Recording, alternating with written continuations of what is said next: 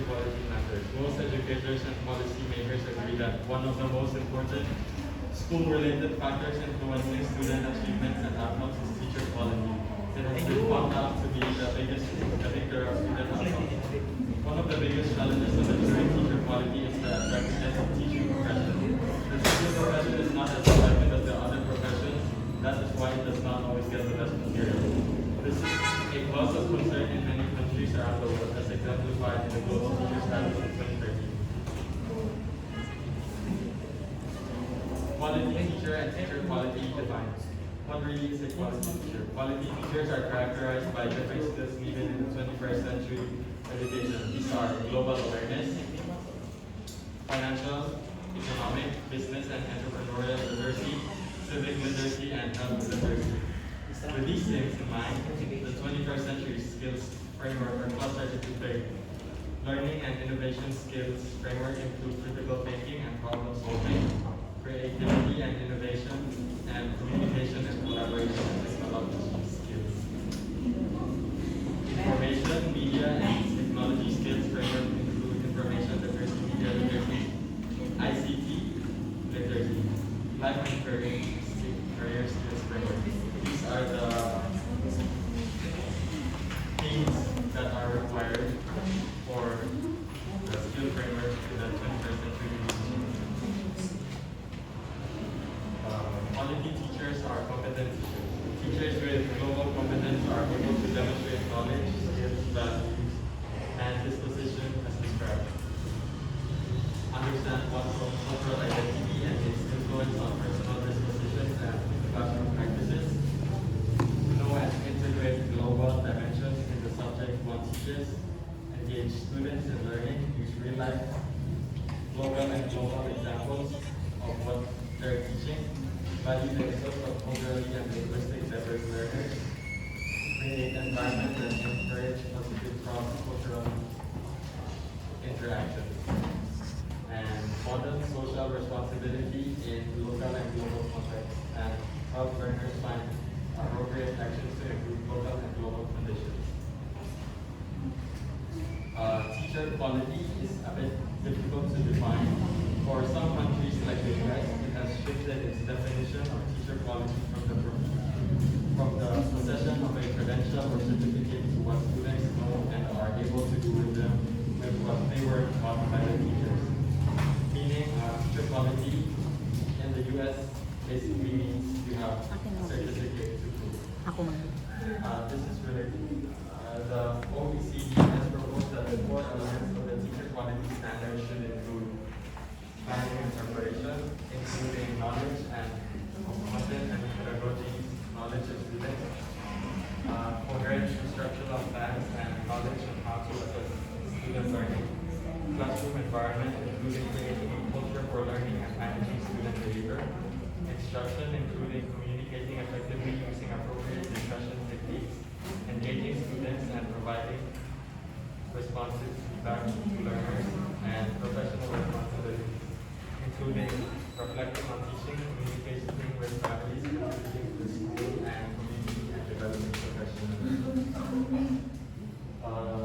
There are no differences in the context of how teacher quality is defined, hence there is no universal standard of teacher quality. The teaching profession needs to have standards in a way that other professions have to advance its status. These should be developed and owned by the teachers themselves, like in Finland, Sweden, and Denmark. In other countries, teacher standards for teacher quality are set in the national and state levels, but with consideration for local flexibility in the implementation. In summary, quality teachers are defined by their attributes and characteristics, while teacher quality is defined by the standard sets for the profession and are validated by the student learning outcomes. Quality teacher are defined by their attributes and characteristics, while teacher quality is defined by their outcomes.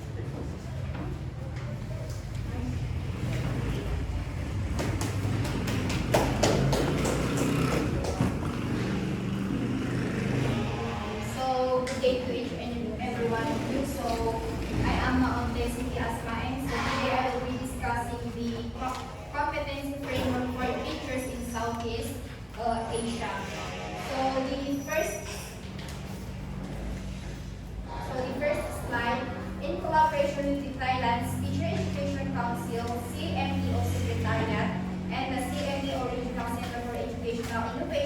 Technology, which is known to be Innotech, initiated the competency framework for teachers in Southeast Asia, which was developed in 2017. So, noong 2017, ang CMEO o tinatawag na Southeast Asian Ministers of Education Secretariat at CMEO, Innotech kasama ang Thailand's Teacher Education Council ay gumawa sila ng competency framework para sa mga guro sa Southeast Asia like Philippines, Thailand, Indonesia, and any other association of Southeast Asian nations upang gabayan ng mga guro sa pag-develop ng mga kakayahan at kaalaman na mahalaga para sa mga epektibong pagtuturo at pagkatuto sa rehiyon.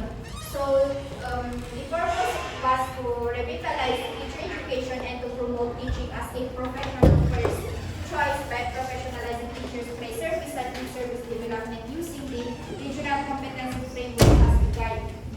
So, ang layunin nito, ang layunin ng competency framework is para palakasin ang edukasyon ng mga guro at kaya din ang mas maraming tao na piliin ang pagtuturo bilang pangunahing profession.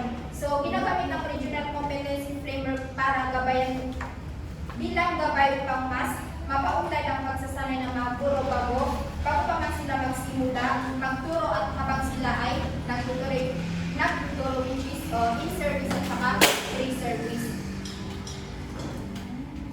So, there are 4 essential competencies for teaching in Southeast Asia. So, the first one is the knowing and understanding what to teach. So, kailangan ng mga guro na palalimin at palawakin ang kanilang kaalaman sa mga paksang ituturo kasama na rito ang pag-intindi sa mga patakaran, curriculum at pagbabago sa edukasyon sa lokal, pambansa at pandaigdigang antas. So, ang pangalawa is to help students to learn. So, mahalaga rin na kilalanin ng mga guro ang kanilang mga estudyante at gamitin ang mga epektibong paraan ng pagtuturo kasama ang pag-assess at pagbibigay ng feedback upang masubaybayan nila ang kanilang mga estudyante. So, ang pangatlo is engaging the community. So, in this competency framework is nakikipag-ugnayan ito sa mga magulang at tagapag-alaga ng mga estudyante upang gayatin nila ang mga komunidad na makibahagi sa mga edukasyon ng mga bata kasama ang paggalang at pagtanggap sa iba't ibang kultura at pananaw. And last one is becoming a better teacher every day. So, dapat ang mga guro is kilalanin nila ang sarili nila at ang iba upang magsanay ng kabutihan at patuloy ang pagbutihin ng kanilang kasanayan sa pagtuturo. So, in this competency framework is mahalaga ito upang mas maging epektibo ang pagtuturo ng mga guro sa pamamagitan ng pag-alam sa iyong ituturo, and especially upang alamin ng mga estudyante and sa pakikisalamuha sa mga komunidad at pag-unlad sa iyong sarili. And there are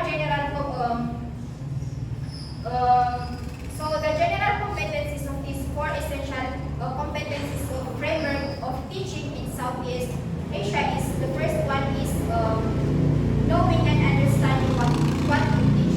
So in knowing and understanding what you teach as a teacher is by first is deepen and broaden your knowledge on what you teach. So dapat alam ng mga guro ang lahat tungkol sa paksa niya at gumamit ng mga bagong kaalaman nila sa pananaliksik. Ang pangalawa is to understand education trends, policies, and curricula. So, kailangan ng guro na maging updated sa mga uso sa edukasyon, intindihin ang mga patakaran at epekto nito sa pagtuturo, at kailangan din alamin nila kung paano nila ipatupad ng maayos ang kanilang curriculum. So, ang pangatlo is to keep yourself updated kasi bilang isang guro, kailangan updated ka sa mga local, national, and regional, and especially sa mga global development. So, ang pangalawa is help your students learn. So, in order for you to help your students learn is to know your students especially, kasi dapat kilalanin ng mga estudyante sa pamamagitan ng pag-alam sa kanilang lakas, pangangailangan, at paraan ng pagkatuto. So, the next is use the most effective teaching and learning strategy. So, dapat pumili ng tamang paraan ng pagtuturo na akma sa mga estudyante upang madali rin maging malinaw at gumawa ng mga simple lecture para madali matutunan ng mga estudyante yung tinuturo. So, second is to assess and give feedback on how will your students learn. So, dapat din gumawa ng mga paraan para malaman kung paano umuusad ang mga estudyante at kung saan sila kinakailangan ng tulong. So, ang pangatlo is in-engaging nila community. So, kailangan as a guro, you should partner with parents and caregivers. So, kailangan magtayo ng sariling support network para matulungan ang mga estudyante at kanilang mga pamilya para panatilihin nila ang magagandang relasyon at komunikasyon sa kanila upang magtulungan sa pagulan ng mga estudyante. So, next is to involve the community to help students learn.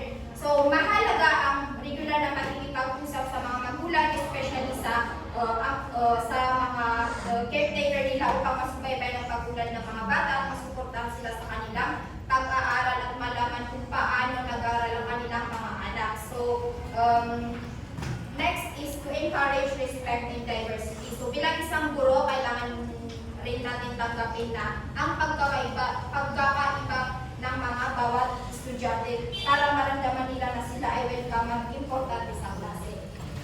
And last but not the least is become a better teacher every day. So in becoming the best teacher every day is first is to practice and to know yourself and others, and the second one is to practice mindfulness in life and work, and lastly, master teaching practice.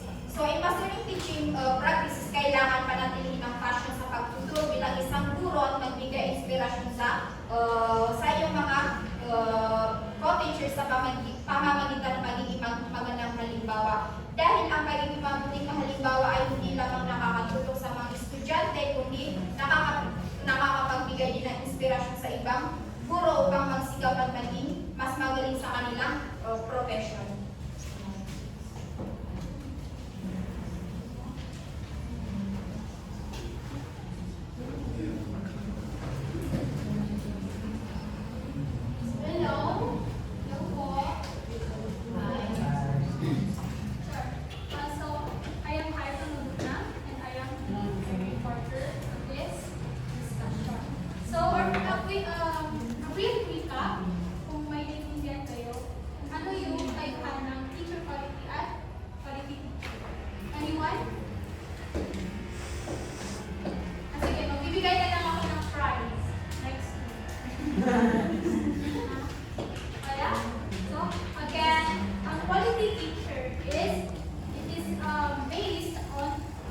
Teachers' attributes and skills or the characteristics. So, kagaya naman ng mga previous lessons natin, yung mga quality teachers, may mga characteristics sila, di ba? Ito, effective teacher, at the characteristics of an effective teacher, di ba? So, yun. So, by that, doon tayo mag-base, doon natin malalaman kung quality teacher ay yung isang guro. So, how about yung teacher quality? Yung teacher quality naman is nag-base siya, if quality talaga siya, based on the standards. So, yeah, based on the standards set for the profession. So, it is validated by the students' learning outcomes. So, doon nakikita effective ba talaga mag-learning teacher by the learning outcomes ng mga students. So, Yes. okay. So, for my discussion, please refer to the handouts na lang. Okay, since you cannot see it. So, in the issue of qualifications, or saan ba ng PQF or Philippine Qualifications Framework? So, as part of the ASEAN convergence, the line of globalization in each country, the Philippines adapts national standards. So, of course, hindi tayo dapat maging behind sa education, quality education, di ba? So, this standard is called the Philippine Qualification Standard. So, maliban sa standard ito, it is a law.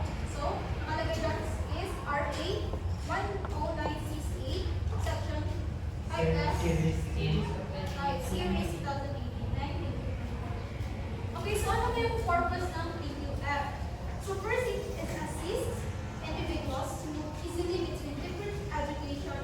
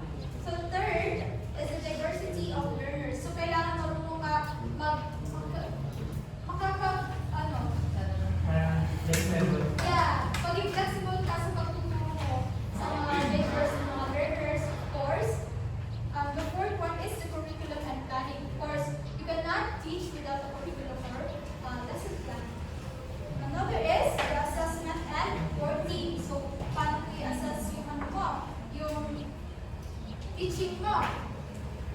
Number 6 is the community and professional engagement. So, linkages, yes, linkages and professional engagement. So, paano ka makihalubilo sa mga ka-professionals mo sa community mo? So, that's the 7th one. And the last one is the personal growth and professional development. So, according to the PPST again, 2017, may different stages ang career natin, teacher career. So there is career stage 1 up to career stage 4. So we will focus on career stage 1, or called as beginning teachers competencies. So dito, in career stage 1, dito yung mga beginning teachers pa. So bago pa sila sa field nila. So yung mga newly qualified teachers, as professional teachers or beginning teachers, they have acquired an appropriate degree in education or allied fields. So kailangan may degree ka sa education. So dapat may degree ka. They are assumed to have competencies in terms of content, knowledge, and pedagogy, as well as the 21st century skills and value to support teaching and learning. So kailangan as a teacher, kailangan meron kang skills and pedagogical creativeness. Hallelujah. Teacher quality in a broader perspective is a tool to the current demands and changes in the educational local and global landscape, including the reforms of K-12, the outcomes-based education and higher education, the ASEAN integration, the UNESCO's SDGs 2030, and the Vision Latin 2040.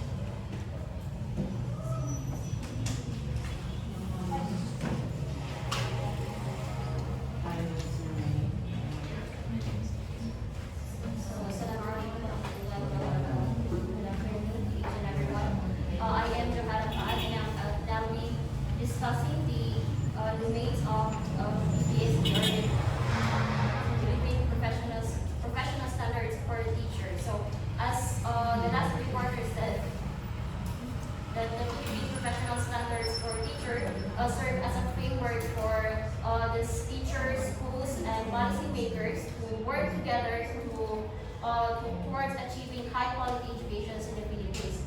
So now, all of us here are aspiring teacher in the future, inshallah. Therefore, we must know and understand these standards. So, PPSD has 7 domains. And these are the domains that a teacher should be aware of in practice for them to be considered not only an efficient teacher but also a quality teacher. So, it has 7 domains. So, the first domain is content knowledge and pedagogy. So, I think it is the most important domain since content knowledge is what's right here in pedagogy. Pedagogy is the heart of teaching. So, this domain is fundamental as it addresses the teacher's efficiency in both subject matter expertise and effective teaching strategies. It emphasizes that a teacher should not only possess a deep understanding of its subject matter, but also learn to be adept in translating that knowledge into meaningful life experiences for their students. So it contains 7 strands. So the first strand is the content knowledge and its application within and across curriculum areas. Anyway, nasa sa handouts nito. So it is one of the most important aspects of effective teaching. Since when you have the deep understanding of your subject, you can apply it to various curriculum areas for your students to be engaged and to be engaged more in your discussion. So the second one is the research-based knowledge and principles of teaching and learning. So this one involves the evidence-based knowledge. So a teacher should have a lot of learning the concepts and theories and research finding for the students to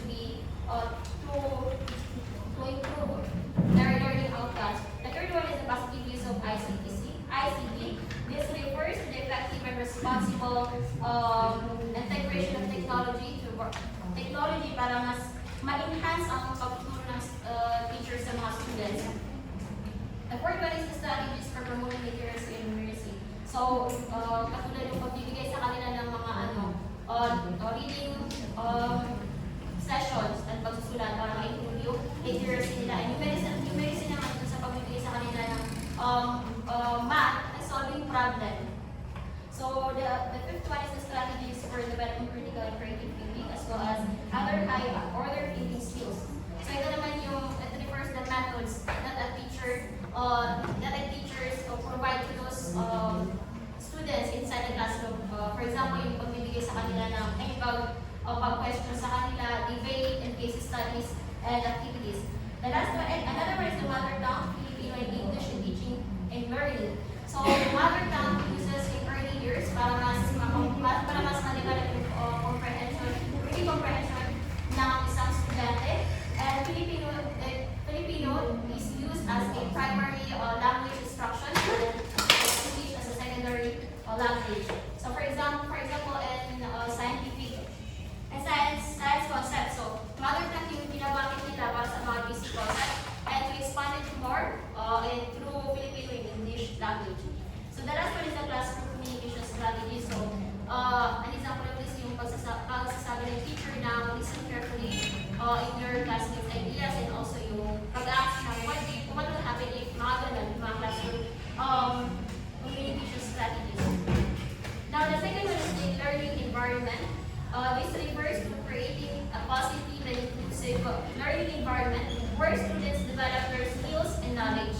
This requires understanding students' needs, creating and equal opportunities, and promoting cultural values. So, as a teacher, you need to provide a learning environment that are safe, secure, fair, and supportive in order to promote learner responsibility and achievement. So, it contains 6 strands. The first strand is the learner's safety and security. So, it ensures the students' physical, emotional, and mental well-being in the school environment. May mga policies and processes na nagpo-protect para sa mga students. Another one is the second one is the fair learning environment. So, dapat hindi siya bias. Lahat ng students merong equal opportunities to learn and grow and walang discriminations and to demonstrate empathy to the diverse learners. The third one is the management of classroom structures and activities. It involves planning, organizing and implementing classroom tasks and activities tulad ng pagbibigay sa kanilang pagpapa-oral, pagpapa-quiz and any classroom activities. The fourth one is to support learner participation. So, i-guide and encouraging students na mag-participate sa mga classroom activities. The fifth one is the promotion of purposive learning. So, dapat yung students maipaintindi kung ano yung purpose nila to learn. The last one is the management of learner behavior. So, yung behavior ng bata. The third one is the diversity of learners. It emphasizes the importance of recognizing and addressing the diversity, backgrounds, and abilities of students. It requires understanding for students' differences, creating inclusive teaching strategies, and to provide accommodations for learners with special needs. Kasi we don't manage and respond to this diversity of needs, you are creating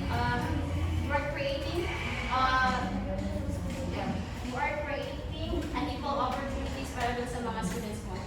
Now, it contains 5 strands. The first one is the learner's genders, needs, strengths, interests, and experiences. So, yung different identity ng mga students mo. Now, the second one is the learner's linguistic, cultural, socioeconomic, and religious backgrounds.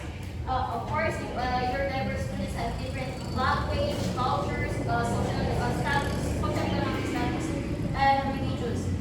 The third one is the learners with disabilities, gifted, and talents. So, katulad mo sabi ko kanina, you have to accommodate those learners with special needs, and of course, improve yung talents ng students. The fourth one is the learners in difficult circumstances. So, dapat yung students you should demonstrate empathy para alam mo kung ano yung pinagdadaanan ng students mo. The last one is the learners from indigenous group. So, yun. each of us meron unique cultures, languages, and traditions.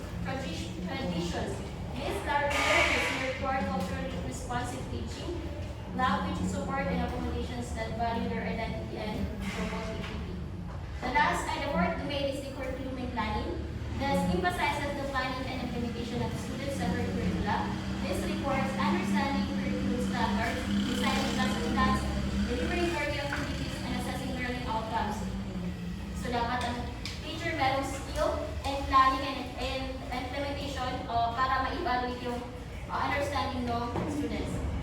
It contains 5 strands. The first strand is the planning and management of teaching and learning process. So mag-set a plan to manage their learning.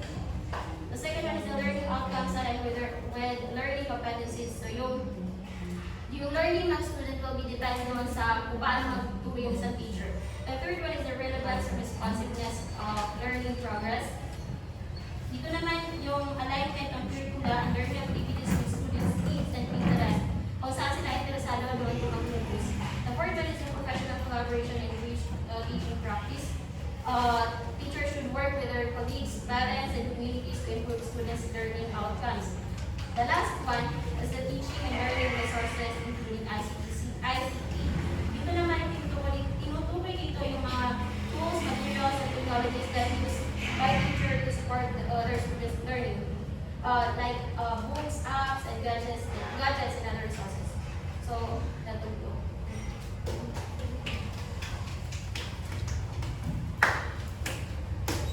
So, assalamualaikum everyone.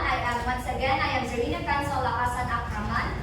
And for today, I will be discussing to you the last 3 domains, the domain 5, 6, and 7. But, I will not be reading this one since nakalagay na siya sa handouts nyo. And like, para mas mabilis tayo, so I will just explain it all in all now. So, in domain 5, assessment and reporting, this domain is all about how teachers use different tools to measure and understand student learning. Teachers gather data through tests, quizzes, and assignments to see how the students are doing, how well students are doing. They then use this information to make improvements in their teaching methods. It's also important for teachers to share this information to students and parents so that everyone will know everyone knows how the students are progressing and what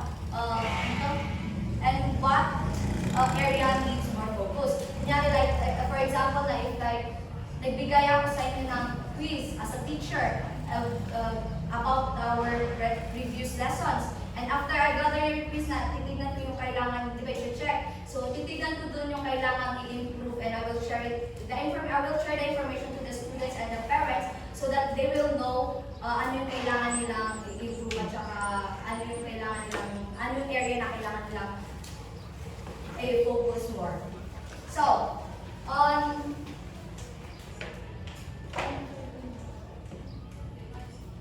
domain 6, community linkages and professional engagement. In this domain naman, a teacher work on building strong relationship with the community around them. This means connecting with parents, local organizations, and community members to create a supportive environment for the students. By engaging with the community, teachers can provide resources and opportunities that enhance the learning experience of the students. This could involve participating in local events or programs that benefit both the students and the community, fostering a sense of collaboration. So for example naman dito, if I'm a teacher and gumawa ko ng event like school fair, showcasing the students' talents or yung mga projects nila, and in-invite ko yung mga community and then community members na for that, nakakapag-create sila ng collaboration and a supportive environment. And lastly, on domain 7, personal growth and professional development, na this domain naman, gina-emphasize niya yung importance ng teacher to continually improve to continually improve their skills and knowledge. Teachers are encouraged to reflect on their teaching practices and seek out further education, such as attending workshops or training sessions.